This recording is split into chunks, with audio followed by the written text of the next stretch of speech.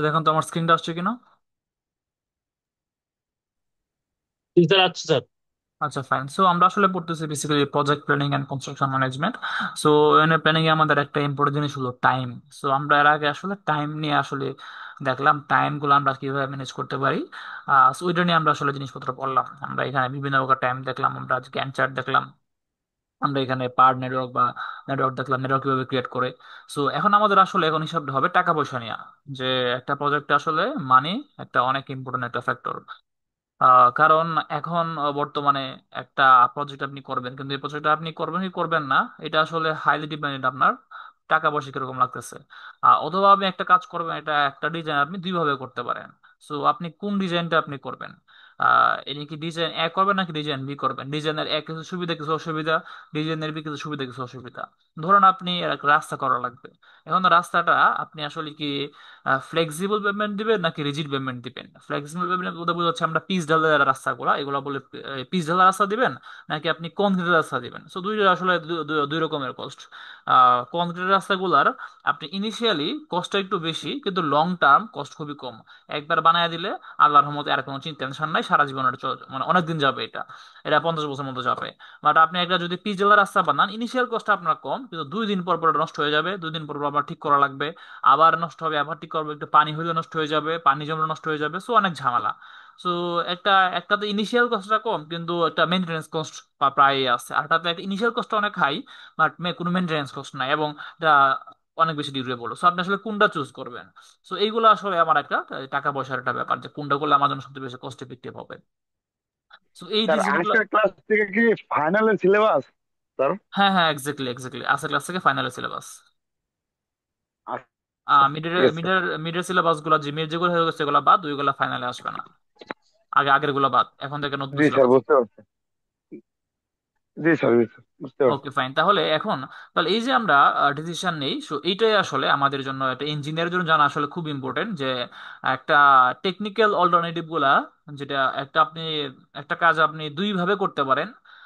So আপনার ডিসিশনটা influence করবে আসলে টাকা কিরকম লাগবে, ইকোনমিক অ্যানালাইসিসটা আপনার অবশ্যই করা লাগবে। সো এইখানে কিছু কথাবার্তা বলছে যে আমার আসলে কেন দরকার জিনিসটা, কারণ কম্পারিজন অফ ডিজাইন আর ইলিমিনেশন অফ ওভার ডিজাইন, দুইটা ডিজাইন আমি কম্পেয়ার করবেন, অথবা একটা ওভার ডিজাইন এটা আপনি বাদ দিবেন। তারপর ইকোনমি অফ সিলেকশন, এখানে কোনো কথাবার্তা আছে, এগুলো ইকোনমিক্সের কথাবার্তা, একটু দেখে নিবেন, সমস্যা নাই। এখন এখানে আমাদের মূল যে জিনিসটা, আমরা টাকা পয়সার হিসাবটা আমরা দুইভাবে করতে পারি। একটা হলো সময়ের হিসাবটা করে সময়টাকে ধরে করতে পারি, আর এটা হলো সময়টাকে কনসিডার না করে করতে পারি। মানে সময়টাকে ধরে না ধরা বলতে কি বোঝাচ্ছে, ধরেন আজকের, বলেন আজকে আমার কাছে 5,000 টাকা আছে, আর 1 বছর আগে আমার কাছে 5,000 টাকা ছিল। এখন আমার আজকের 5,000 টাকা আর 1 বছর, আচ্ছা আগের বাদ দেন, পরে বলি, আমার কাছে আজকে 5,000 টাকা আছে, আর 1 বছর পরেও আমার কাছে 5,000 টাকা আছে, তাহলে আজকের 5,000 টাকার যে ভ্যালু, 1 বছর পরে 5,000 টাকা কি সেম ভ্যালু হবে নাকি ডিফারেন্ট হবে, বলেন তো। স্যার, ডিফারেন্ট হবে স্যার। আজকে যে 5 বছরে যে আমি টাকাটা দিয়ে 5,000 টাকা দিয়ে যে কাজটা করতে পারতেছি, সামনে বছর তো স্যার দাম বেড়ে যাবে জিনিসপত্র। এক্স্যাক্টলি এক্স্যাক্টলি, তার মানে তখন কিন্তু আমার এই 5,000 টাকা দিয়ে আমি আজকে যে পরিমাণ জিনিস কিনতে পারবো, এই সেম 5,000 টাকাতে 1 বছর পরে সেম জিনিস কিনতে পারবো না, আমার বেশি টাকা লাগবে। তাহলে আসলে কি টাকার জি দামটা স্যার। কমে গেছে না, টাকার দামটা কমে জি গেছে। স্যার, টাকার এক্স্যাক্টলি, দাম তো কমে নাই স্যার, কোন জিনিসপত্রের দাম বাড়ছে আর কি। আসলে জিনিসপত্রের দাম বাড়ে না, আসলে টাকার দাম কমছে।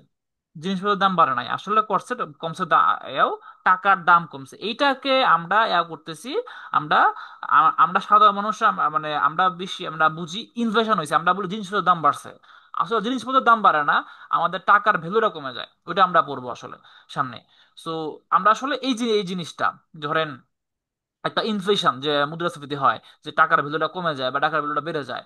সো এই জিনিসটা আমরা কনসিডার করেও চিন্তা করতে পারি, বা কনসিডার না করেও চিন্তা করতে পারি। সো আমাদের প্রথম আসার, এখন যেটা বলবো সেটা হলো এই জিনিসটা কনসিডার না করে, যে আমরা ধরবো, আমরা ধরে নিচ্ছি যে আমাদের টাকার এরকম কোনো কিছু হবে, ধরেন কোনো ইনফ্লেশন নাই, কি একটা পিওর একটা, আমরা পৃথিবীতে বাস করে যে পৃথিবীতে কোনো ইনফ্লেশন হয় না।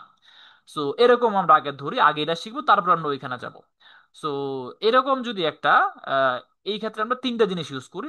বলা আছে এখানে, the three most common method of evaluation in which time value of মানে ইজ নট, নট, নট মানে না, মানে কনসিডার করা হয় না। তিনটা মেথড: out of pocket commitment, pay back period, আর average annual rate of return.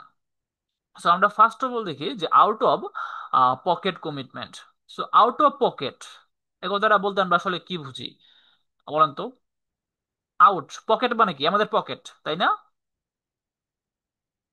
Hello? Sir pocket পকেটের কে বাইরে। বের হয়ে যাওয়া স্যার, পকেট কে এক্স্যাক্টলি, বের হয়ে যাওয়া নাকি স্যার? মানে পকেট থেকে যত টাকা বের হইতেছে ওইটা বোঝাচ্ছে, পকেট জি থেকে স্যার, কত টাকা খরচ বের পাওয়া হচ্ছে। পারলো আর কি। তো হচ্ছে জি ওইটা sir. Out of pocket.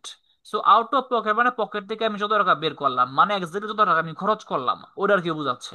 So এই এই মেথডে আমরা কিভাবে আমরা ইভালুয়েট করি, ধরুন একটা এক্সাম্পল এখানে দেওয়া আছে। এখানে বলতেছে,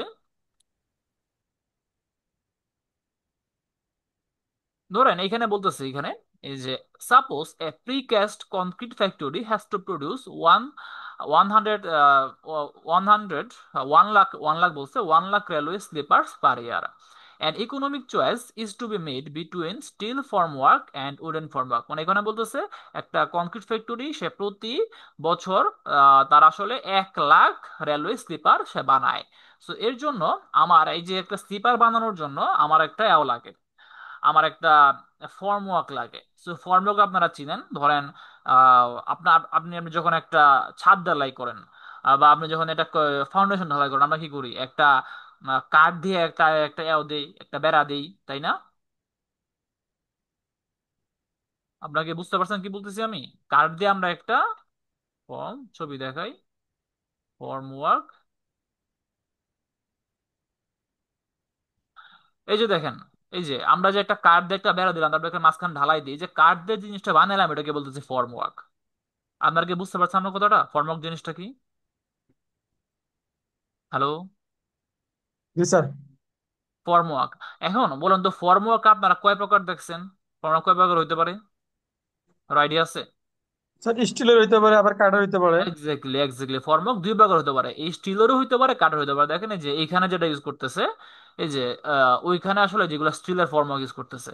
সো এই স্টিলের ফর্মওয়ার্ক ইউজ করি, এই যে এখানে আর একটা ফর্মওয়ার্ক, এই যে এগুলা স্টিলের ইউজ করতেছে, এগুলা তো স্টিলের ইউজ করতে পারি, কাঠেরও ইউজ করতে পারি। সো দুইটার মধ্যে অবশ্যই সুবিধা অসুবিধা আছে, যে স্টিলের ফর্মওয়ার্ক গুলো অবশ্যই তারা বেশি দিন লাস্টিং করবে, তারা বেশি দিন ইউজ করতে পারবো। আর যেটা কাঠের সেগুলো আমি বেশি দিন ইউজ করতে পারবো না, কিছুদিন পর পর নষ্ট হয়ে যাবে, আমার রিপ্লেস করা লাগবে। বাট অসুবিধাও একটা আছে, যে স্টিলের আমার দাম বেশি কিন্তু কাঠের দাম কম। সো স্টিলেরও সুবিধা অসুবিধা আছে, আবার কাঠেরও সুবিধা অসুবিধা আছে। সো এই দুই অসুবিধা অসুবিধা অসুবিধা মিলে মানে আমার আসলে কোনটা আলটিমেটলি ভালো, আলটিমেটলি সুবিধা কোনটা দিবে ওটা আমার সিলেক্ট করা লাগবে। সো এটা আসলে আমার সিলেক্ট করবো টাকা পয়সা দিয়া, যে কোনটা দিলে আমার খরচটা আসলে কম হবে। সো এখানে বলতেছে এই যে আমি যে এখন 1,000 স্লিপার বানাই, ধরুন আমরা এখানে কনক্রিট স্লিপার, 1,000 আমি কনক্রিট স্লিপার বানাচ্ছি, কনক্রিট স্লিপার বানানোর জন্য আমার অবশ্যই ফর্ম ওয়ার্ক দেওয়া লাগবে, তাই না?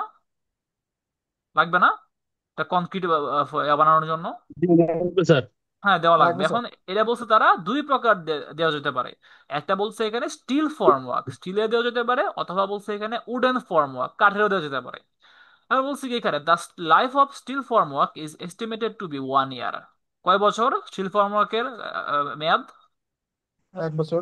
1 বছর সে চলতে পারবে। While that of wooden form work is 1 month. তার মানে একটা কাঠের ফর্ম ওয়ার্ক দিলে সেটা 1 মাস আমরা ইউজ করতে পারবো, এরপর ফালাই দেওয়া লাগবে, আর ইউজ করতে পারবো না। স্টিল ফর্ম ওয়ার্ক ইউজ করে সেটা আমি 1 বছর পর্যন্ত ইউজ করতে পারবো। আচ্ছা fine. The cost of preparing one set of steel form work, one set of wooden form work আর 4,50,000। তার মানে আমি যদি এক সেট মানে আমার ধরেন 1 লাখ, আমি 1 লাখ যেহেতু আমি বানাচ্ছি, এই যে স্টিল স্লিপার বানাচ্ছি, তার মানে 1 লাখের জন্য আমার 1 লাখ স্টিল ফর্মওয়ার্ক লাগবে, এই জন্য আমি বলছি ওয়ান সেট। তো আমার এই যতটুকু স্টিল ফর্মওয়ার্ক লাগবে এগুলা স্টিল বানাতে খরচ হবে 4 লাখ টাকা। আর আমি এইটাই যদি স্টিল না বানায় কাঠ বানাইতাম, আমার খরচ হতো 50,000 টাকা। বুঝতে পারছি? জি।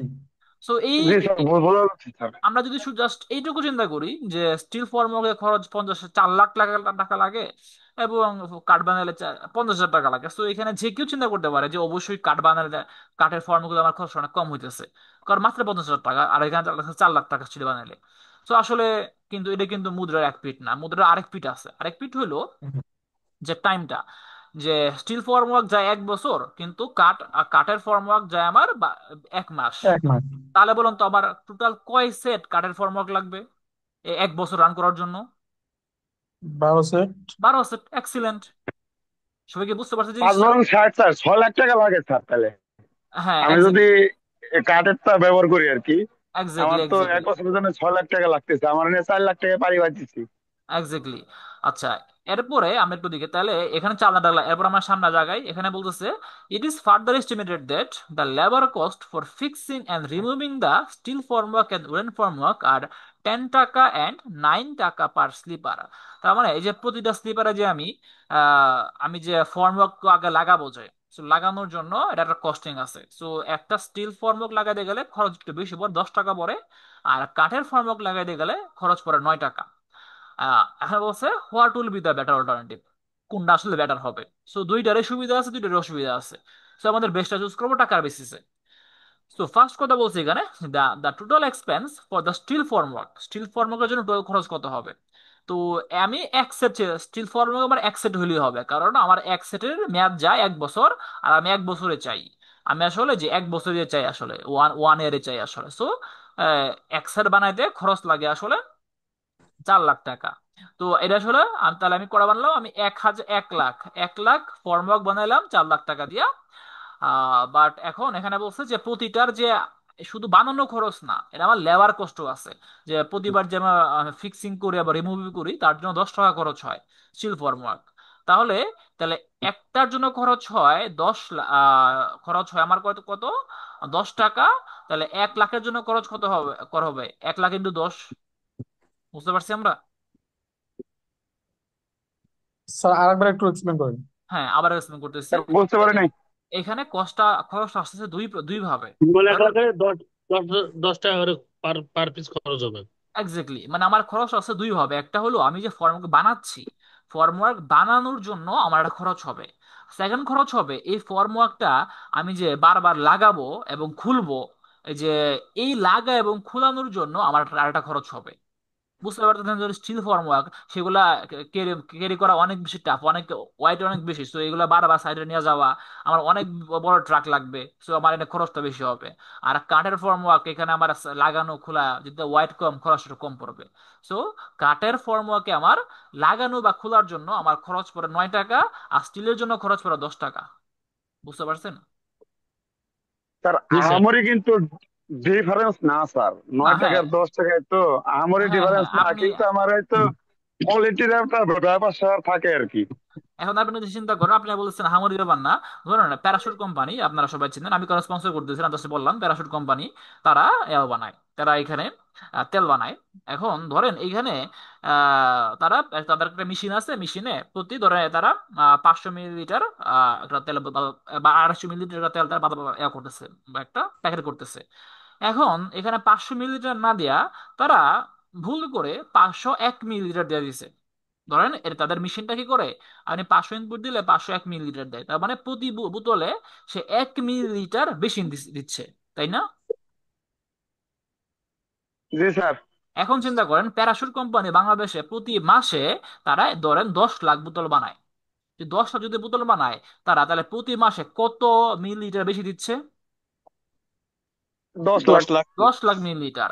তাহলে পড়ে হলো 250 মিলিলিটারের এক বোতল হয়। সো 10 লাখে, তাহলে 10 লাখ মিলিলিটারে কত বোতল হবে? 10 লাখ মিলিলিটারে বোতল হবে 10 লাখ বাই হলো 250, তাহলে হয় 4,000। 4,000 বোতল এক্সট্রা যাচ্ছে তাদের, তাই না? জি স্যার। এখন 4,000 বোতল, 4,000 বোতল, প্রতিটা বোতলের দাম আপনি যদি ধরেন 150 টাকা করে ধরেন প্রতিটা বোতলের দাম, তাদের এখানে খরচ আসতেছে কত? এখানে কত 6 লাখ টাকা আসতেছে। বুঝতে পারছো? তার মানে 6,000 টাকা তাদের লস। স্যার কিন্তু এখানে যে হিসাবটা দেখাচ্ছে স্যার, কাঠের দায়িত্ব বেশি দেখাচ্ছে স্যার, কাঠের দায় 15 লাখ দেখাচ্ছে স্যার। হ্যাঁ, এটা আমি আসবো। তো আমি যেটা বললাম, সুতরাং এই যে 1 মিলিলিটার ওইখানে আপনার একটা বোতলের জন্য কম, কিন্তু আপনি যখন অনেক লার্জ স্কেলে করবেন, তখন এই 1 মিলিলিটার করে অনেক বড় হয়ে যায়। সো এখানেও আসলে সেম, একটার জন্য আপনার কাছে 1 টাকা কোনো ব্যাপার না। আর আপনি যখন 1 লাখ টাকা নিয়ে কাজ করবেন, তখন এটা আসলেই ব্যাপার। কারণ এক জি লাখের স্যার। জন্য যদি আপনার 1 টাকা করে কম হয়, তাহলে আপনার 1 লাখ টাকা ডিফারেন্স হচ্ছে এখানে। বুঝতে পারছেন? জি স্যার। জি তো স্যার। স্যার এখন স্যার কাঠের ফরম্যাট যদি আমরা কাঠের যদি স্লিপার লাগাই, হুম, সেক্ষেত্রে স্যার আমরা বছরে লাগাতে লাগালে হচ্ছে 12 বার। হুম, আর হুম, আমরা যদি স্টিলের লাগাই বছরে একবার, তা এক্স্যাক্টলি। সেক্ষেত্রে স্যার এখানে যে যাতায়াতের যে অসুবিধা, এগুলো তো কনসিডার করতে হবে স্যার। হ্যাঁ, এখানে এত কিছু না, আমরা জাস্ট এখানে যা দেওয়া আছে ওই দুইটা বেসিসে আমরা কোশ্চেন করতেছি। এটা সবকিছু সহই দেওয়া আছে, যা যা খরচ আছে, যাতায়াত খরচ, লাগানো খরচ, যা যা সব সহ খরচ দেওয়া আছে 10 টাকা একটার একটার জন্য। বুঝতে পারছেন? সব জি। সহ। আর কাঠের জন্য হলো 9 টাকা। এটা একটার জন্য ফ্যাক্টর, কিন্তু 1 লাখের জন্য অনেক বড় ফ্যাক্টর। 1 লাখের জন্য আমার 1 লাখ টাকা ডিফারেন্স হয়ে যাবে, 1 লাখ টাকা দিয়ে আমরা অনেক কিছু করতে পারবো। সো তাহলে আমরা দেখি আসলে তাহলে আমার স্টিল ফেয়ার ফর্মওয়ার্কের জন্য আসলে আমার টোটাল খরচ কত হবে। স্টিল ফর্মওয়ার্কের জন্য আমার খরচ হবে, এটা আমি বানানোর জন্য খরচ হলো 4 লাখ টাকা। আর আমার এরকম 1 লাখ টাকা লাগবে। সো প্রতিটার আমার মানে আমার এখানে যে দেখে বলে দেওয়া আছে আমার 1 লাখ রেলের স্লিপার বানাবো। সো তো এই 1 লাখ স্লিপার লাগবে। তো একটা স্লিপারে খরচ হয় আসলে 10 টাকা। 1 লাখ স্লিপারে খরচ হবে 10 × 1 লাখ। বুঝতে পারছি? জি জি স্যার, স্যার। বুঝছি স্যার তা এটা। এই দুইটা যোগ করলে কি স্টিলের আমি টোটাল টোটাল খরচটা পাবো না আমি? জি জি স্যার। স্যার। জি। ফাইন। আমি টোটাল টোটাল খরচটা পেলাম 14 লাখ টাকা। এটা হলো স্টিলের এই যে স্টিলের টোটাল খরচ 14 লাখ। ফাইন। এরপর দেখি আমরা total expense of wooden formwork. এখন কথা হলো একটা উডেন ফর্মওয়ার্ক তারা কিন্তু যায় মাত্র 1 মাস, তাই না? এক জি মাস স্যার। যায়। 1 মাস যায়, আমার লাগবে 1 বছর। তাহলে আমার এই যে কয় সেট আমার লাগবে উডেন ফর্মওয়ার্ক? 12 সেট। আরো স্যার। ফাইন। তাহলে একটা সেটের খরচ হলো আমার 50,000 টাকা। 12 সেটের খরচ হবে 50 × 12। বুঝতে পারছি? জি জি। তার মানে এইটা হলো আমার আসলে বানানো খরচ। আচ্ছা, এখন আমার টোটাল স্লিপার করা লাগবে। স্লিপার হলো আমার বলে দিছে 1 লাখ স্লিপার লাগে এখানে। সো 1 লাখ স্লিপার, এটা কিন্তু ফিক্সড স্লিপার। আমি 1 লাখ স্লিপার স্লিপার বাড়াচ্ছি না, স্লিপার লাগতেছে আমার 1 লাখ। So 1 lakh sleeper. তাহলে আমার হচ্ছে কি এখন 1 লাখ স্লিপার, আর প্রতিটা স্লিপারের খরচ হলো 9 টাকা। তাই যদি 1 লাখ × 9 দিয়ে গুণ করি, তা আমার এটা আসবে ইনস্টলের খরচ করা, মানে লাগানো এবং খোলার খরচটা। ইনস্টল, ফিক্সিং এন্ড রিমুভিং এই বারো খরচটা। স্যার। জি, বলেন বলেন। হ্যালো? হ্যালো? আর আমি পার মান্থে যদি 1 লাখ স্লিপার লাগাই, সেক্ষেত্রে আমার কত খরচ দেখেন, এক মিনিট আসছে? এক মিনিট এক মিনিট এক মিনিট, আমি কিন্তু পার মান্থে 1 লাখ স্লিপার লাগাচ্ছি না, আমি 1 বছরে 1 লাখ স্লিপার হচ্ছে। 1 বছরে 1 লাখ স্লিপার। হ্যালো? ঠিক আছে স্যার স্যার, এই বুঝছি আমি। বিষয়টা বুঝতেছি না স্যার, এই হ্যাঁ, আমি বিষয়টা আমি বলতেছি বুঝতেছি আমি না কারণ বলতেছি আমি বলতেছি দেখেন, আমরা কি একটা ফর্মুলা কি অনেকবার ইউজ করতে পারি না, বারবার ইউজ করতে পারি না একটা ফর্মুলা? জি পারি স্যার। স্যার। অবশ্যই পারি। দেখেন, আমার কিন্তু এখানে 1,000টা, আমার 1 বছরে টোটাল টোটাল আমার স্লিপার বানাই আমার এই যে 1 বছর টোটাল স্লিপার বানাই আমি আসলে 1 লাখটা। সো 1 লাখ স্লিপার বানাই, 1 লাখ স্লিপারের জন্য আমার ফর্ম ওয়ার্ক লাগবে। আমি কিন্তু 1 মাসে বানাই না, 1 বছরে বানাই। সো আমার বলছে আমার এটা কয়টা ফর্ম ওয়ার্ক লাগবে এটা আমার বলে দেয় নাই। ফর্ম ওয়ার্ক বলছে বলছে 1 set, 1 set wooden form work আর 1 set steel form work. So আমার বলছে এটা যে 1 সেট, এটা আসলে হয়তো বা 50,000 হতে পারে, 20 হতে পারে, 20টা 20টা করে ইউজ করতে পারে, 30টা 30টা করে ইউজ করতে পারি। ওইটা ওইটা আমার ডাজন্ট ম্যাটার। আমার ম্যাটার হয়েছে 1 সেট। 1 সেট দিয়ে আমি কাজ চলবো। 1 সেট যদি বানাই, ওইটা আমার 1 বছর যায়, 1 বছর ইউজ করতে পারবো আমি। আর আর একটা হলো আমার যেটা উডেন ফর্মওয়ার্ক, সেটা আমার 1 মাস যায়। সো আমি স্টিলটা আমি দেখছি, আমরা উডেনটা নিয়ে আলোচনা করি। সো উডেনটা হলো সে 1 মাস যায়, আমার যাওয়া লাগবে হলো 12 মাস। তাহলে আমার টোটাল 12 সেট লাগবে। সে 1 সেটের দাম 50,000 টাকা, 12 সেটের দাম 50 × 12। আপনারা কি এইটুকু বুঝছেন? খরচটাকে বুঝছেন? এই পার্টটুকু? জি স্যার। জি আচ্ছা, স্যার, খরচটা এই খরচটা এখন বুঝছি। Clear sir. আচ্ছা, এখন আমরা এটা হিসাব করি যে এটা কেমনে আসলো। এটা হলো তাহলে আমার কতবার ফিক্সিং করা লাগবে আমার, যে আমি টোটাল 12টা 1 লাখ। এই যে এটা কিন্তু কংক্রিটে বানাই, আপনারা তো ইয়াও দেখছেন, এই যে রেলওয়ে স্লিপার দেখছেন। রেলওয়ে স্লিপার কোনটা? সবাই তো রেল লাইন তো বসেই হাঁটছেন। জি স্যার, বুঝতে পারছি স্যার। এই যে দেখেন, এই যে এটা কিন্তু স্লিপার, তাই না? এটা কি কনক্রিটের না এটা? জি স্যার। এই যে এগুলো বানাচ্ছি আর কি, আমরা এগুলো বানাচ্ছি। তো এরকম কয়টা আমার স্লিপার বানাচ্ছি বলুন তো? 1 লাখ। 1 লাখ। প্রতি স্লিপারে যদি কাঠ লাগাই খরচ কত হবে? প্রতি স্লিপারে কাঠ লাগালে খরচ কত বলছে এখানে? 9 টাকা, 9 টাকা তাই না? স্যার। তো 1 লাখ স্লিপারে কত খরচ হবে? 1 লাখ × 9। জি স্যার, 9 লাখ টাকা। বুঝতে পারছি আমরা জি সবাই? স্যার, বুঝতে পারছি স্যার। ফাইন। জি স্যার। তাহলে এই দুইটা যোগ করলাম, যোগ করলে আমার আসলো 15 লাখ টাকা। জি স্যার। ক্লিয়ার? ফাইন। তার মানে এখন আপনি যদি দেখেন, তাহলে টোটাল স্টিলে খরচ হচ্ছে আসলে আমার 14 লাখ টাকা। আর টোটাল কাঠে খরচ হচ্ছে আসলে আমার 15 লাখ টাকা। কোনটা আমার better? Steel better sir, steel আমার better. Steel better. Exactly, exactly. So আমি শুধু এখানে ইনিশিয়াল কস্ট দেখলে হবে না, আপনার পরবর্তী কস্টগুলো দেখা লাগবে।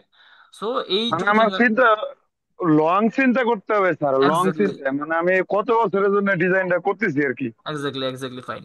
সো আপনার যদি আউট অফ পকেট মেথড বলে, আউট অফ পকেট মানে আপনার পকেট থেকে কত টাকা খরচ হচ্ছে, সো এইটা হলো আমাদের পকেট থেকে এত টাকা খরচ হচ্ছে। সো এইটুকু চিন্তা, এই মেথড যদি আপনারা করেন, তাহলে আসলে আমাদের এখানে বুঝতে পারতেছি যে স্টিল ফর্মটা বেটার। ফাইন। সবাই কি বুঝতে পারছেন? আর কোনো কোশ্চেন থাকলে বলতে পারেন। সবাই ক্লিয়ার বুঝছি এটা? স্যার। জি স্যার, অনেক ভালো মতো ক্লিয়ার হয়েছে স্যার। Fine, fine. এরপরে আমাদের আছে এখানে পে মানে ব্যাক। জি, স্যার, জি, স্যার জি, বলেন। এই জিনিসটা যদি আমি 1 মাসের জন্য চিন্তা করতাম তাহলে হচ্ছে আমার কি হইতো, কাঠেরটা বেস্ট হইতো। এক্স্যাক্টলি, আমি যেহেতু এক্স্যাক্টলি, যেহেতু 1 বছর চিন্তা করছি, তাহলে আমার স্টিল বেটার। এক্স্যাক্টলি, অবশ্যই। এখন আপনার যদি এরকমই হয়, আপনার প্রজেক্টটা 1 বা 1 মাসে চলবে, আপনার প্রজেক্ট ধরুন 1 মাসে চলবে, প্রজেক্টটা প্রজেক্ট 1 বছর চলবে না, সেক্ষেত্রে কিন্তু আপনার অবশ্যই কার্ড চুজ করা বেটার। তাই না? আপনি কার্ডে জি চুজ স্যার। করবেন সেক্ষেত্রে। সো কিন্তু প্রজেক্ট জি যদি স্যার। আপনার 1 বছরের জন্য হচ্ছে, তখন কার্ড চুজ করা বেটার না, তখন সেটা আসলে আপনার আসবে এর উপরে, স্টিল চুজ করবেন। সো এটা আসলে সময়টা কত টাইম লাগবে, সেটা অনেক বড় একটা ফ্যাক্টর এই ক্ষেত্রে। জি স্যার। আচ্ছা, এরপর হয়েছে এখানে pay back period. Pay back period আসলে জিনিস আসলে কি বোঝায়? পে ব্যাক পিরিয়ড হলো, ধরেন আপনি কাজ করলেন, আম, আপনি করলেন কি, আপনি একটা, সাপোজ একটা বাস কিনলেন। আপনি চিন্তা করলেন ঢাকা শহরে বাসের একটা ব্যবসা করবেন। বাস অনেক ভালো চলতেছে ঢাকা শহরে, সবাই বাস ইউজ করে। সো আপনি একটা বাস কিনে ছেড়া দিবেন। সো আপনার প্রথমে একটা 3-4 কোটি টাকা দিয়ে একটা বাস কিনা লাগবে। কেনার পরে আপনার প্রতি মাসে মাসে কিন্তু একটা রিটার্ন আসবে, হয়তো প্রতি মাসে মাসে আপনার 50,000, 60,000 বা 1 লাখ টাকা এরকম আসতে পারে। তাই না? বুঝতেছি আমরা জিনিসটা। হ্যালো? স্যার বিষয়টা বুঝিনি স্যার, আরেকবার হ্যাঁ, স্যার। বুঝো হলো, ব্যাপারটা হলো, ধরেন আহ আপনি ঢাকা শহরে বাসের ব্যবসা করবেন। ধরেন আপনি হুম। বাসের ব্যবসা করবেন আপনি। তো বাস ব্যবসা করার জন্য আপনার কি করা লাগবে? প্রথমে আপনার বাস কিনা লাগবে, তাই না? জি। জি। কেনার জন্য আপনার একটা টাকা দিয়ে ইনভেস্ট করা লাগবে। হুম। বুঝছি। ধরেন তাহলে আপনার এখানে 5 কোটি টাকা দিয়ে একটা আপনি বাস কিনলেন। পাঁচ হুম। কোটি টাকা দিয়ে একটা বাস কিনলেন। কিন্তু আপনি কি প্রতি মাসে মাসে 5 কোটি টাকা পাবেন? বা বাস ভাড়া না। থেকে? না, হয়তো বা প্রতি না মাসে না মাসে। না স্যার, আমরা প্রত্যেক মাসে ধরলাম, তো 5 কোটি পাওয়া সম্ভব না। এক্স্যাক্টলি, আপনার ধরলাম আমরা প্রতি মাসে মাসে আপনার 80,000 টাকা করে আসবে। 80,000 টাকা করে আপনার আসে, মানে বাস ভাড়া থেকে, বা এই যে ঢাকা শহর ছাড়া দিলেন বাস, বাস চলে, ড্রাইভার বাস চালায়। সো ড্রাইভার আপনাকে প্রতি মাসে মাসে 80,000 টাকা দিয়ে আপনাকে, বুঝতে পারছি, জি। বাস চালায়। সব খরচ বাদে, সব খরচ বাদে 80,000 থাকে আর কি। হ্যাঁ, হ্যাঁ, এক্স্যাক্টলি। সো আপনার 80,000 টাকা আসতেছে প্রতি মাসে মাসে। তাহলে এই পে ব্যাক পিরিয়ডটা হলো, তাহলে আপনার এটা বলতেছে যে আপনার, আপনি কিনছিলেন 5 কোটি টাকা দিয়া, তো প্রতি মাসে মাসে যদি আপনার 80,000 টাকা করে আসে, তাহলে এই যে আপনার ইনভেস্টমেন্ট 5 কোটি টাকা করছিলেন, সেটা টোটাল ফেরত আসতে কত বছর সময় লাগবে? ওইটা বোঝায় পে ব্যাক পিরিয়ড। পিরিয়ড মানে সময়। পে, পে, পে আচ্ছা। করছি, ব্যাক করা। আমি যে টাকাটা পে করছিলাম সেটা আমার কাছে ব্যাক কবে আসবে, কত বছর পরে এই 5 কোটি টাকা আমি উঠাইতে পারবো এই বাস থেকে, ঢাকা শহরে চলার পরে, সেটাকে বলতেছে পে ব্যাক পিরিয়ড। জি স্যার। বুঝছি স্যার। সবাই ক্লিয়ার? জি। জি স্যার। তাহলে চিন্তা করলেন আপনি দুটো জিনিস করবেন। একটা, আপনি একটা বাস কিনবেন। আবার আপনি একটা কাজ করতে পারেন, আপনি একটা ওই যে মাইক্রো কিনতে পারেন। মাইক্রো কিনে আপনি উবারে দিয়ে দিবেন, ওই উবার চালাবে। মানে আপনি দেখলেন, আপনি যদি বাস কিনেন, আপনার এই যে যে টাকা ইনভেস্ট করছিলেন, এই ইনভেস্টের টাকাটা আসতে আপনার সময় লাগে 2 বছর। আর আপনি যদি একটা মাইক্রো, প্রাইভেট মাইক্রো কিনে উবারে দিয়ে দেন, সেটা আসতে সময় লাগে আপনার 5 বছর, আপনার যে ইনভেস্টমেন্টটা। তাহলে বলেন কোনটা বেটার? বাস কেনা বেটার নাকি মাইক্রো কেনা বেটার? তাহলে তো স্যার আমার বাস কিনে বেটার লাগতেছে স্যার। এক্স্যাক্টলি, এক্স্যাক্টলি, কারণ আপনার 2 বছরে আপনার ইনিশিয়াল ইনভেস্টমেন্ট পাই গেছেন। আর মাইক্রোতে আপনার ইনিশিয়াল ইনভেস্টমেন্ট পাইতে টাইম লাগতেছে আসলে কয় বছর? 5 বছর। বুঝতে পারছি? স্যার তারপরে তো আমার যখন ইনভেস্টটা উঠবে, তখন আমার বাস চালায় আমার হচ্ছে ইটা বেশি হবে আর কি। মানে হুম। আমার তো লাভের চিন্তাটাও বেশি আসবে। না, না, এখানে এখানে লাভের চিন্তা করতেছে না, এই মেথড, এটা একটা মেথড। এখানে টাকা পয়সা, এখানে আমরা হিসাব করতেছি পে ব্যাক পিরিয়ড দিয়া। এই ডিসিশন এভাবে নেই যে কোনটা আমাকে আগে আমার ইনিশিয়াল ইনভেস্টমেন্ট পুরোটা ব্যাক দিবে। ওটা চিন্তা জি করতেছি স্যার। আমরা। ওইটা জি স্যার। আপনি যেটা বলছেন ওটা ওটা মেথড আমাদের সামনে আছে, অনেকগুলো মেথড আমরা পড়বো। সেটা অন্য আরেকটা মেথডে দেখবো, বাট এই মেথডে আমরা পে ব্যাক, ব্যাক মানে আমার ব্যাক করে দিব, আমি যে পেটা করছিলাম সেই পুরো টাকা আমার কবে ব্যাক করবে, পিরিয়ড মানে সময়। সো কত সময় পরে আমার পুরো টাকা আমার ব্যাক দিবে আমার এই বাসটা বা এই আমার মাইক্রোটা, ওইটাকে বলতেছে পে ব্যাক পিরিয়ড। ক্লিয়ার? জি সবাই sir, clear? Clear sir. Fine, তাহলে এই মেথডে আমাদের যেটা, যেই যেই অপশনটা আগে আমাদের ইনিশিয়াল ইনভেস্টমেন্টটা ফেরত দিবে সেটা আমরা চুজ করব। তাহলে দেখি আমরা এখানে আসলে কি বলছে। বলছে এখানে choose a particular brand of excavator from two brands. দুইটা ব্র্যান্ড নামের এক্সকাভেটর, তো আপনার ছিল যে মাটি গর্ত করে এরকম। সো আপনার কনস্ট্রাকশন কাজে আমাদের এক্সকাভেটর লাগতেই পারে, অনেক এক্সকাভেটর লাগে। সো আপনি একটা কনস্ট্রাকশন ফার্ম দিবেন, আপনার একটা এক্সকাভেটর কিনা লাগবে। সো আপনি দুইটা ব্র্যান্ড আপনাকে দিচ্ছে। So both R available for a down payment of 4 lakh টাকা, মানে 4 লাখ টাকা দিলে আপনি পেয়ে যাবেন, এবং দুইটারই সার্ভিস ইয়ার আমার 4 বছর আছে। এখন বলতেছে যে ব্র্যান্ডে is estimated to give a return of 50,000 প্রথম বছরে, 1.5 লাখ টাকা দিবে দ্বিতীয় বছরে, এবং থার্ড এবং ফোর্থ ইয়ারে সে দিবে আসলে 2 লাখ করে টাকা দিবে। এটা দুইটারই সার্ভিস লাইফ 4 বছর, মানে 4 বছর পরে নষ্ট হয়ে যাবে, 4 বছর পরে বাদ। সো 4 বছর পর্যন্ত আপনি ইউজ করতে পারবেন। তাহলে প্রথম বছরে দিবে 50,000 টাকা, পরের বছরে দিবে 1.5 লাখ টাকা, পরবর্তী বছর দিবে আপনাকে 2 লাখ, তার পরবর্তী বছর দিবে 2 লাখ। আর আপনি যদি ব্র্যান্ড বি কিনেন, সেটাও 4 বছর যাবে, কিন্তু সে প্রতি বছর বছর আপনাকে 1.5 লাখ করে দিবে, মানে সমান সমান করে দিবে। আর প্রথমে দিয়েছিল 50,000, লাস্টে দিচ্ছে 2 লাখ, এরকম না। এটা প্রতি বছর বছর সমান করে দিবে ব্র্যান্ড বিটা, যদি ব্র্যান্ড বির এক্সকিউটিভ আপনি কিনেন। সবাই কি বুঝতে পারছেন কথাটা? কথাটা কি বুঝছেন আপনারা? এই জিনিসটা, প্রবলেমটা বুঝছেন কি বলতেছে? জি স্যার। এখন আপনার ডিসিশন নেওয়া আর লাগবে। আমি যদি হ্যাঁ বলেন, বলেন বলেন। আমি যদি ব্যান্ড ওয়ান কিনি তাহলে আমার হচ্ছে ভাগে ভাগে দিচ্ছে আর কি, আর আমি যদি ব্যান্ড বি কিনি তাহলে হচ্ছে আমার হচ্ছে সমান হারে টাকা এক্স্যাক্টলি, দিচ্ছে। সমান হারে টাকা দিচ্ছে। এখন আমার দেখা লাগবে আসলে যে কোনটা আসলে আমাদের জন্য বেটার, কোনটা আমাকে আগে আমার ইনভেস্টমেন্ট টাকাটা ফেরত দিবে। ফাইন, তাহলে আমরা দেখি দা পে ব্যাক পিরিয়ড, কত বছর সময় লাগবে ফর ব্র্যান্ড এ। তে আমি ইনভেস্টমেন্ট করছিলাম কত টাকা দিয়ে বলেন তো, কত টাকা আমার দেওয়া লাগছিল ব্র্যান্ড এ কেনার জন্য, ব্র্যান্ডের 4 এক্সকেলেটর লাখ কেনার জন্য 4 লাখ টাকা। তাহলে দেখি কত বছর 4 লাখ টাকা আসে, দেখেন। প্রথম বছরে সে দিচ্ছে 50,000, পরবর্তী বছরে দিল 2 লাখ, তা কত হইলো? 2 লাখ, তাই না? পরবর্তী বছর স্যার 1.5 লাখ স্যার। হ্যাঁ, 1.5 লাখ, মোট কত? 2 লাখ। 2 লাখ স্যার, 2 বছরে এরপরে 2 লাখ। হ্যাঁ 2 বছর 2 লাখ, 3 বছরে 3 নম্বর বছরে বন্ধা দিচ্ছে আরো 2 লাখ, তাহলে মোট 4 লাখ আরো টাকা দুই হয়ে লাখ গেছে না? হুম। তার মানে আমার আসলে কত বছর সময় লাগছে বলেন তো 4 লাখ টাকা তিন আসতে? বছর স্যার। 3 বছর তিন সময় বছর লাগছে। লাগছে স্যার। এক্স্যাক্টলি, জি স্যার। Exactly, fine. তার মানে আমার ব্র্যান্ড এর এক্সক্যাভেটরের আমার হলো পেব্যাক পিরিয়ড হলো 3 বছর। এটুকু সবাই ক্লিয়ার?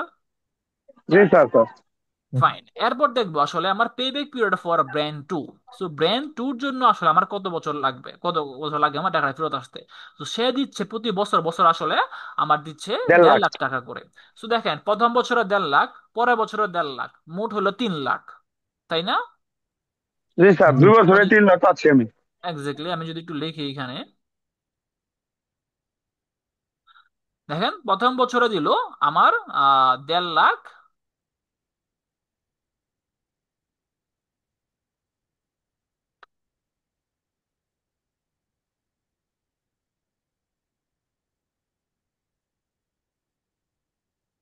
দেখেন প্রথম বছরও দিচ্ছে আমার এখানে 1.5 লাখ, 1.5 লাখ, পরবর্তী বছরেও সেও দিল আমার 1.5 লাখ। তাই আমার এই যে টোটাল 2 বছর আমি পাই গেলাম 3 লাখ। এখন এর পরবর্তী বছর সে দিল আরো 1.5 লাখ, তাহলে কত লাখ হইলো? 4.5 লাখ হলো না টোটাল? জি স্যার। কিন্তু আমার তো ইনভেস্টমেন্ট ছিল আসলে কত, আমার ইনভেস্টমেন্ট ছিল চার লাখ 4 লাখ টাকা স্যার। তাই না? তো জি স্যার। আমার আসলে জি বুঝতে স্যার। পারছি সে 3 বছরে 4.5 লাখ টাকা দিচ্ছে। তো আমার আসলে জানা লাগবে সে 4 লাখ টাকা কত বছরে দিচ্ছে, এটা আমার জানা লাগবে। বুঝতে পারছেন? জি জি স্যার। হ্যাঁ, সো এটা কেন বের করবো? সো এটা বের করতে পারি এইভাবে, দেখেন। তা আমরা এটা এটা বের করি যে জাস্ট এটুকু দেখি যে সে প্রথম বছরে 1.5 লাখ, পরবর্তী 1.5 লাখ, তার মানে প্রথম 2 বছরে সে দেয়া দিল আসলে 3 লাখ টাকা। ক্লিয়ার? জি প্রথম 2 বছরে 3 লাখ টাকা, এটা টাইম লাগছে 3 লাখ টাকা সে দিচ্ছে, এটা 2 ইয়ার্স। দেখলাম আমরা 2 ইয়ার্স, হ্যাঁ প্রথম 2 বছর আসলে 3 লাখ টাকা দিছে। এখন আমার যা জানা লাগবে, তাহলে সে মানে তার মুট হলো 4 লাখ টাকা, মুট হলো 4 লাখ। তাহলে সে এই 4 লাখ মুট টাকাটা কত দেবে? তাহলে দেখেন, আমার ইনভেস্ট করছিল 4 লাখ টাকা, অলরেডি সে 3 লাখ টাকা দেওয়া দিছে, তো কত টাকা বাকি আছে বলেন তো? কত টাকা বাকি আছে বলেন তো? আর কত টাকা দেওয়া লাগবে তার, আমার 1 লাখ। এক্সকেভেটরের? মোট 4 লাখ, মোট 4 লাখ টাকা ব্যাক দেওয়া লাগবে। সে কিন্তু প্রথম 2 বছরের মাথায় আমার অলরেডি 3 লাখ টাকা দিয়ে দিছে, তার কত টাকা দেওয়া লাগবে? 1 লাখ স্যার। আর 1 লাখ এক টাকা লাখ দেওয়া লাগবে। দিতে হবে। ফাইন ফাইন, সবাইকে বুঝতে পারছে জিনিসটা? জি স্যার। তার মানে আরো লাগবে, আরো দেওয়া লাগবে কত লাখ? সে 4 - 4 লাখ, মুট নিছিল 3 লাখ দেয়া দিছে, আর দেওয়া লাগবে সে এত লাখ টাকা দেওয়া লাগবে তার। ক্লিয়ার? বুঝছি আমরা? জি জি জি। স্যার, তার বুঝছি মানে স্যার। এখন একটু দেখেন, সে 1.5 লাখ টাকা দেয় কয় বছরে? 1 বছরে, তাই না? জি জি স্যার। আমরা যদি ওয়ান ওই ইয়ার। নিয়ম করি, ওই নিয়ম করি, তাহলে 12 আমরা, মান্থ দেন স্যার, 12 মান্থ দেন স্যার। হ্যাঁ, আমরা লিখতে পারি না স্যার, 1.5 লাখ টাকা দেয় 12 মান্থে, মানে না না, ওইভাবে আমরা ভাঙে দিই। আমরা যেহেতু আগেটা যদি বছরে আছে, এটা বছর হিসাব করতেছি, হ্যাঁ, মান হিসাব করতে পারেন, কোনো সমস্যা নাই, হিসাব করতে পারেন, কোনো সমস্যা নাই, 100% হবে আপনার। আর আমরা ধরেন এইভাবে হিসাব করতেছি আমরা। তাহলে আমরা যদি চিন্তা করি, তাহলে 4 - 3 মানে 1 লাখ। তার মানে আগে দিকে 1 লাখ টাকা কত দিবে? তাহলে 1 লাখ, ওয়ান 1 লাখ টাকা দেয়। আমরা ওই নিয়ম করতে যাচ্ছি, ওই নিয়ম, তাহলে কত হবে? 1/1.5 ইয়ারে, তাই না? ভাগ করে দিই আমরা। বুঝছি আমরা? জি জি। তাহলে আমরা করবো কি? তাহলে আমরা করবো, তাহলে 4 - 3 লাখ টাকা দেয়। তাহলে এটা কি করবো? এটা গুণ করবো না সাথে আমরা এটা? গুণ করবো স্যার উপরের সাথে উপরের হ্যাঁ, সাথে। উপরে গুণ করবো, উপরে হবে তাহলে 4 - 3। এরপর সাথে ব্র্যাকেট দিব আমরা, আচ্ছা ব্র্যাকেট দিই, একটা ব্র্যাকেট।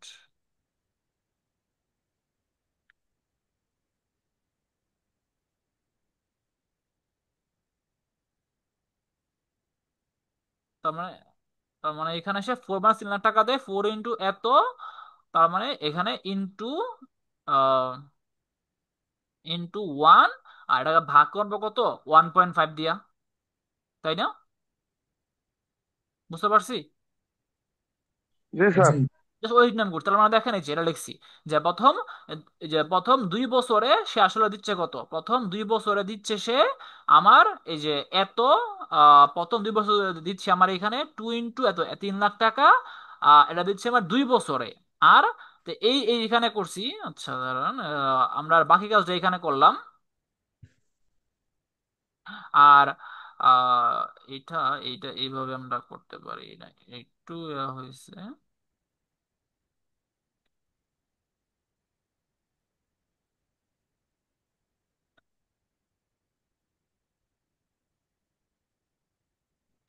স্পেসটা হবে না এখানে।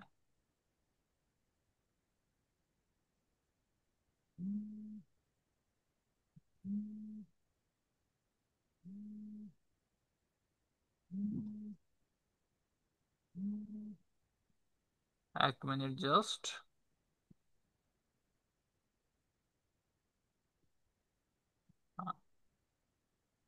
ঠিক আছে, আচ্ছা। তাহলে দেখেন, যে প্রথম সে 3 লাখ টাকা দিল সে 2 বছরে। আর এরপরে যেটা লিখলাম আমরা, এই যে দেখেন, এই যে 4 lakh minus 3 lakh, 4 lakh minus 3 lakh by 1.5 lakh, মানে 1.5 লাখ 1 বছর, 1.5 লাখ দেয় 1 বছরে। তো আর বাকি 1 লাখ দেয় কয় বছরে?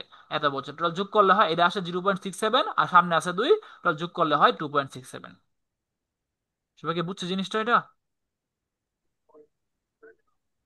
সবাই সবাই স্যার বুঝতে দুই পারছি? বছর, 2.67টা কেমন জানি হয়ে গেল, এটা তো 2 বছর। এই যে 2.8 হওয়ার কথা না স্যার? যেহেতু আমরা যদি মাস হিসাব করি স্যার, 1.5 লাখ হ্যাঁ, টাকা যদি আমি স্যার টু তিন পয়েন্ট ভাগ সিক্স করি সেভেনের স্যার। আপনি যদি এখন 6 7 করেন, 6 7 আপনি 12 দ্বারা গুণ করেন, কত আসে? এটা আমার 8 আসে এক্স্যাক্টলি। এটা হলো 2 বছর 8 মাস। বুঝছেন? 2 বছর 8 মাস স্যার, জি দুই স্যার। বছর 2 বছর 8 মাস, এটাকে যদি আপনি এখন 8কে যদি আপনি 12 দ্বারা ভাগ করেন, কত হয় বলুন তো? বুঝছি স্যার, ওটা ওই যে ইঞ্চি হিসেবে চলে আসছে। ইঞ্চি না, ইঞ্চি না, এটা ইঞ্চি না, বছর বছর। স্যার আপনি ওইরকম, স্যার হিসাবটা তো স্যার ওইরকমই। হ্যাঁ ওইরকম এক্সাক্টলি, ওইরকম ওইরকম এক্সাক্টলি মতো মানে। এটা হয় যে 12, 12 মাসে 8 ভাগ 12। 1 বছর। 12 মাসে হয় 1 বছর, তাহলে 1 মাসে কত হবে? 1 মাসে 1/12 বছর। তা আপনি বলবেন 0.9। 8, তাই 8 মাসে কত আসবে? 8 মাসে 8/12 বছর। তার এইটা আসে, এই যে 8/12 হলো 0.67 বছর। 8 মাস যে কথা, 0.67 বছর সেম কথা, এক্স্যাক্টলি আপনি বলছেন যে জি স্যার, ইঞ্চি বুঝতে পারছেন। এইভাবে করি। তার মানে 2.67 বছর। সবাই ক্লিয়ার এটা? জি স্যার। জি স্যার, ক্লিয়ার স্যার। তাহলে এখন বলেন, ব্র্যান্ড এ কিনলে আমার টোটাল ইনিশিয়াল ইনভেস্টমেন্ট ফেরত দেয় 3 বছরে, আর ব্র্যান্ড বিটা ফেরত দিচ্ছে 2.67 বছরে, তাহলে কোনটা বেটার আমার? বলুন তো। Sir B. এক্স্যাক্টলি। এই তাই জন্য বি বেটার স্যার, কারণ এক্স্যাক্টলি, আমি 4 বছরে স্যার লাভ পাচ্ছি স্যার। এক্স্যাক্টলি, তার মানে আমার আসলে ব্র্যান্ড বিটা আসলে আমরা বেটার, কারণ আমরা এইভাবে চেক করতেছি এই মেথডে যে পে ব্যাক পিরিয়ডে। সো পে ব্যাক পিরিয়ডে সেটা আমাকে আসলে আগে দিচ্ছে এই রিটার্নটা। সো এটা আসলে আমার, এটা চুজ করতেছি। সবাই ক্লিয়ার এটা? পে ব্যাক পিরিয়ড, জি স্যার। ফাইন। জি স্যার, ক্লিয়ার স্যার। এরপর হলো average annual rate of return. So এটা হলো, আমরা একটা অ্যাভারেজ করি, অ্যাভারেজ যে সে আমরা চিন্তা করি সে কত টাকা আসলে আমাকে ইনভেস্ট দিবে, না প্রতি বছরে আমাকে কত টাকা করে সে আসলে রিটার্ন দিবে, ওইটা আমরা আসলে চিন্তা করি। সো এটা বলছে এখানে যে মানে 1 বছরে আমাদের ইনভেস্টমেন্ট, এখানে চিন্তা করি কত টাকা ইনভেস্টমেন্টের তুলনায় আমার রিটার্নটা কতটুকু আসতেছে, ম্যাথটা করলে বুঝবেন। In this method, the alternatives are evaluated on the basis of only the average rate of return as expressed in terms of percentage of the original investment. Original investment percentage হিসেবে। সেটা বলছে আপনি আগের ম্যাথটাই করবো, এটাকে আমরা AARR দ্বারা প্রকাশ করি, মনে রাখবেন এটা AARR, এভারেজ। এর এখান থেকে এখানে আরেকটা আর এখানে আরেকটা আর, এভারেজ জন্য রেট অফ রিটার্ন আসছে এটা। সো এটা দেখেন আমরা কিভাবে করতে পারি। The average annual return for brand A. So brand এর অ্যাভারেজ অ্যানুয়াল রিটার্ন কত হয়, মানে প্রতি বছরে সে কত টাকা করে দেয়। দেখেন ব্র্যান্ডে টোটাল চলে হলো 4 বছর, তার সার্ভিস ইয়ার হলো 4 বছর।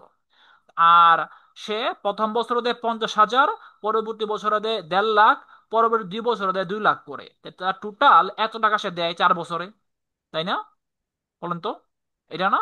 50, 1.5 লাখ, 2 লাখ, 2 লাখ, ঠিক আছে না? ঠিক নাই?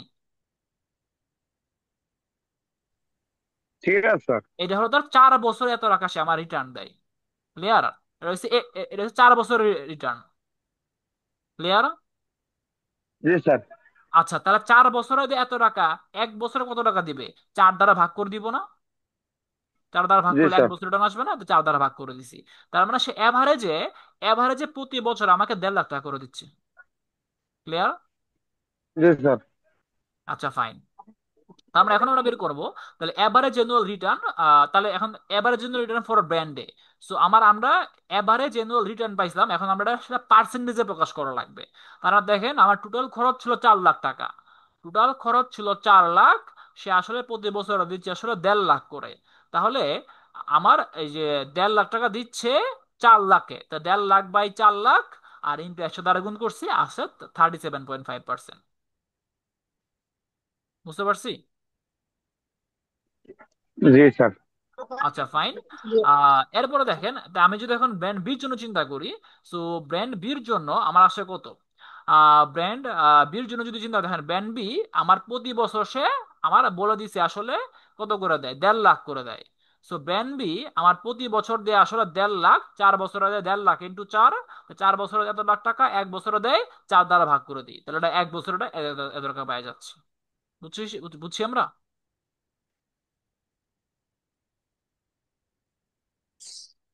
এটুকু বুঝতে পারছি আমরা? হ্যালো? জি স্যার, বুঝতে পারছি স্যার। আচ্ছা, আমি তাহলে এভারেজ করছি আর কি 4 বছরেরটা। এক্স্যাক্টলি, মানে তাহলে 1 বছরে নিছি আসলে, 1 বছরটা যেটা দেওয়া আছে এরপর এটা জি স্যার। করলাম, দেওয়াই আছে এটা। নর্মালি তো যদি না দেওয়া রাখতো আমরা এইভাবে করতে পারতাম। আচ্ছা, আমরা তাহলে পাইলাম 1 বছর কত টাকা দেয়। সো এই রিটার্নটা আসলে আসতেছে আবার কত ইনভেস্টমেন্ট থেকে? ইনভেস্টমেন্ট করছিলাম 4 লাখ টাকা, তাহলে জি এই sir. 1.5 lakh by 4 lakh into 100 আসে 37.5%। এখন একটা জিনিস খেয়াল করেন যে আমার এখানে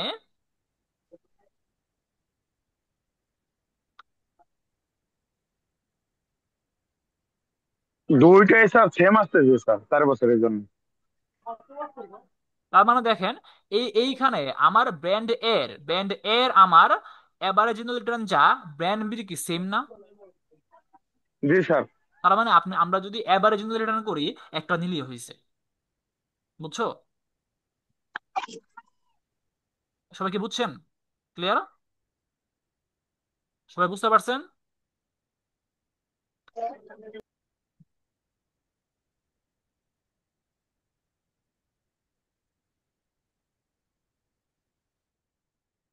তাহলে দেখেন, যেহেতু এখানে দুইটা সেম আসছে, আমরা বোথ আর সেম, আপনারা যারাই ছেড়ে নেবেন, কোনো সমস্যা নাই। বাট যদি সব সেম না আসতো, যেটা বেশি আসতো ওটা আপনি নিতেন। ক্লিয়ার? হ্যালো? জি শুনতে স্যার, পাচ্ছেন? Clear sir. জি স্যার, শুনতে পাচ্ছি। কারো কোনো কোশ্চেন আছে যাতে? না স্যার, কোনো কোশ্চেন নাই স্যার। ওকে, ফাইন। তাহলে এইটা হলো আমাদের, আপনার যদি চিন্তা করেন, এই যে আসসালামু আলাইকুম। আমরা যদি সময় চিন্তা না করি, সময় চিন্তা না করলে আমরা আসলে তিনটা মেথডে আমরা কাজ করি। একটা হলো আউট অফ পকেট মেথড, আর পেব্যাক পিরিয়ড, আর হলো অ্যাভারেজ রেট। সো এইটা ছিল আমাদের এই লেকচারটা। সো এরপরের লেকচারটা আমাদের আসলে বেসিক্যালি হবে আহ, যখন আমরা সময়টা কনসিডার করব। এটা হলো আমাদের পরবর্তী লেকচার,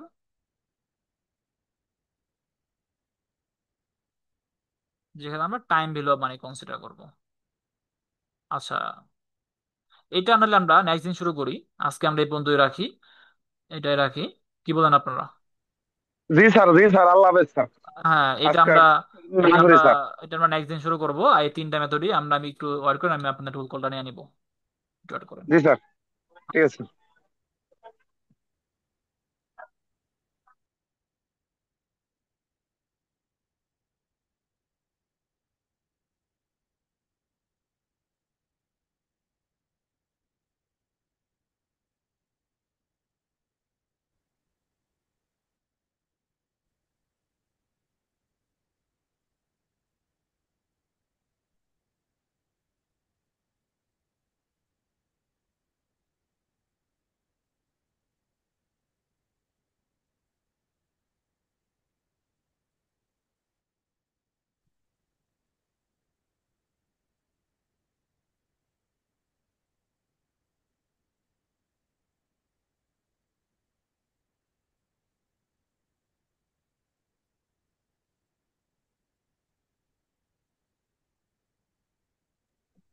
স্যার, কোনো কিছু কিন্তু শোনা যাচ্ছে না।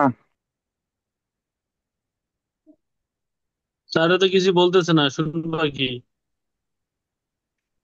ভাই, বাংলাদেশ 4টা দিছে শ্রীলঙ্কারে। কটা চারটে দিছে বাংলাদেশ? হ্যাঁ, 4টা দিছে।